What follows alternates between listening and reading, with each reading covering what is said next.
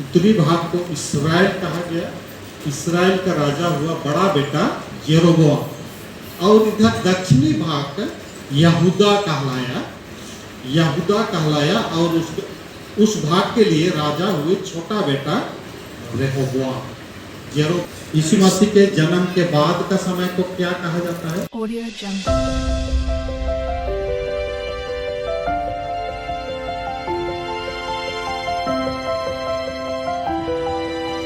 Audio Jungle। इस्राएली लोगों का पहला राजा का क्या तो नाम था? इस्राएलियों का जो राजा लोग हुए सबसे पहला राजा का क्या नाम था? साउल। जानते हैं आप लोग, साउल। साउल के बाद कौन राजा है? दाऊद। दाऊद के बाद कौन राजा है? सुलेमान। कोई लोग बोल रहे हैं सुलेमान। सुलेमान के बाद कौन राजा है? यहाँ एक भी आवाज नहीं आ रहा है, बंद हो गया। यीशु मसीह। सुलेमान के बाद यीशु मसीह राजा हो गए? नहीं, और भी बहुत सारे राजा लगते हैं। सुलेमान का 2 पुत्र हुए, ठीक है। सुलेमान का 2 पुत्र हुए। बड़ा बेटा का नाम था जेरोबोआम। क्या नाम था? जेरोबोआम। और छोटा बेटा का नाम था रेहोबोआम। जेरोबोआम और रेहोबोआम। दोनों पुत्रों के नाम देश 2 भाग में बंट गया। दोनों बेटा लोग राजा हुए। बड़ा बेटा जेरोबोआम उत्तरी भाग का, इस उत्तर भाग का, जिसको इस्राएल कहा गया। उत्तरी भाग को इस्राएल कहा गया। इस्राएल का राजा हुआ बड़ा बेटा जेरोबोआम। और इधर दक्षिणी भाग यहूदा कहलाया और उस भाग के लिए राजा हुए छोटा बेटा रेहोबोआम। जेरोबोआम और रेहोबोआम दोनों राजा हुए और देश 2 भाग में उसी समय बांट गया, उत्तरी राज्य और दक्षिणी राज्य। अब मैं दक्षिणी राज्य की ओर ले चलूंगा। दक्षिणी भाग का इधर, दक्षिणी भाग का सबसे पहला राजा हुए रेहोबोआम। रेहोबोआम के बाद क्रमशः एक के बाद 20 राजा लोग हुए। 20 राजा लोग दक्षिणी भाग में राजा हुए। सबका नाम तो मैं अभी नहीं बोल रहा हूँ, बहुत लंबा हो जाएगा। तो 20 में से जो 11 नंबर का राजा थे, थोड़ा सा यशायाह पहला अध्याय को खोल लें मेरे साथ। यशायाह पहला अध्याय का पहला पद, यहाँ 4 राजाओं का नाम लिखा गया है। पहला अध्याय का पहला पद ही, पूरा पद को मैं पढ़ रहा हूँ। आमोस के पुत्र यशायाह का दर्शन, जिसको उसने यहूदा और यरूशलेम के विषय में उज्जिया, योताम, आहाज और हिजकिय्याह नामक यहूदा के राजाओं के दिनों में पाया।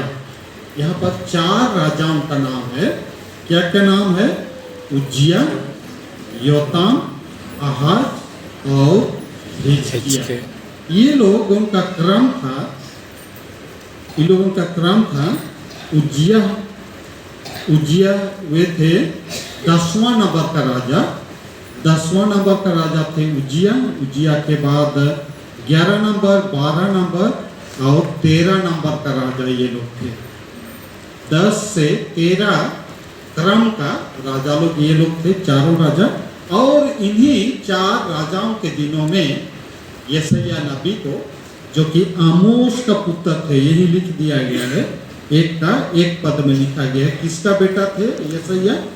आमोस का बेटा। उनके पास यहोवा परमेश्वर का वचन आता, यहोवा परमेश्वर का वाणी आता। और इन 4 राजाओं के दिनों में ही अपना सेवकाई का काम किए थे।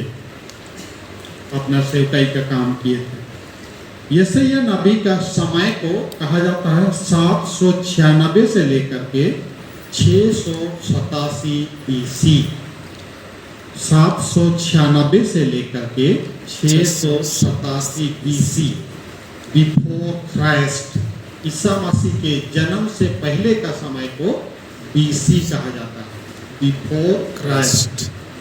वैसे विद्यार्थी लोग जो लोग हैं, ईसा मसीह का जन्म के बाद का समय को क्या कहा जाता है?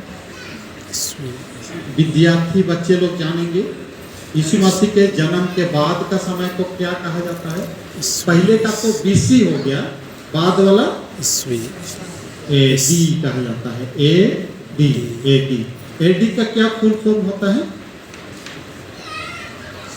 कोई नहीं जाना। आना डोमिनो एक लैटिन शब्द है, आना डोमिनो होता है यीशु मसीह के जन्म के बाद का समय।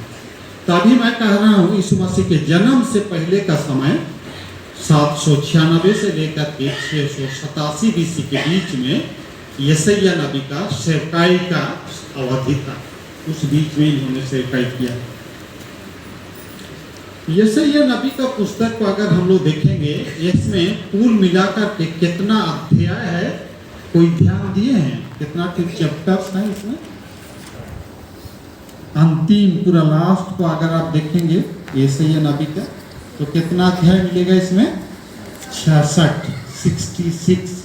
पूरे बाइबल में कितना किताब है? उसमें भी 66 है। पूरे बाइबल में जितना किताब है, यानी कि 66, यशायाह नबी में उतना ही अध्याय है। 66 अध्याय है यशायाह नबी में। इन 66 अध्यायों को अगर गौर से देखेंगे तो 3 भाग में बांटा जाता है। 3 भाग में बांटा गया है 66 अध्याय को। पहला भाग आता है पहला अध्याय से 39 अध्याय तक, 1 से 39, 39, 1 up to 39, ये पहला भाग, जिसको पहला यशायाह कहा जाता है, पहला यशायाह। और दूसरा भाग होता है 40 से लेकर के 55 तक, 40 से 55 अध्याय तक, ये दूसरा यशायाह, जिसको ड्यूटरो-आइजेया भी कहा जाता है। दूसरा यशायाह, ड्यूटरो-आइजेया। और वैसे अंतिम भाग होता है 56 से लेकर के 66 तक, 56 से 66 तक तीसरा यशायाह, जिसको कि ट्रीटो-आइजेया कहा जाता है, ट्रीटो-आइजेया। तो आप लोग बताइए, आज का पवित्र वचन जो हमें दिया गया है, कौन सा भाग से आया? पहला भाग से है कि दूसरा भाग से कि तीसरा भाग से? तीसरा भाग से है। 56 से 66 तो तीसरा भाग में आता है।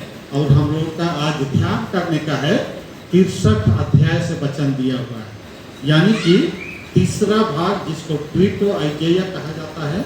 और यह भाग पोस्ट एक्जिलिक पीरियड का है। पोस्ट एक्जिलिक कहने का अर्थ होगा बंधुआई से बाद का वचन, बंधुआई के बाद का काल का वचन। इस्राएली लोग बाबुल देश के बंधुआई में वे लोग चले गए। बाबुल देश के बंधुआई में चले गए थे। कौन राजा ने उसको ले गया था बंधुआई करके? कोई जानेंगे उसका नाम? बाबुल देश का राजा का क्या नाम था? नबूकदनेस्सर। इन्होंने यहूदा पर चढ़ाई किया, चढ़ाई करके यहूदा का राजा को हरा दिया। Audio Jungle.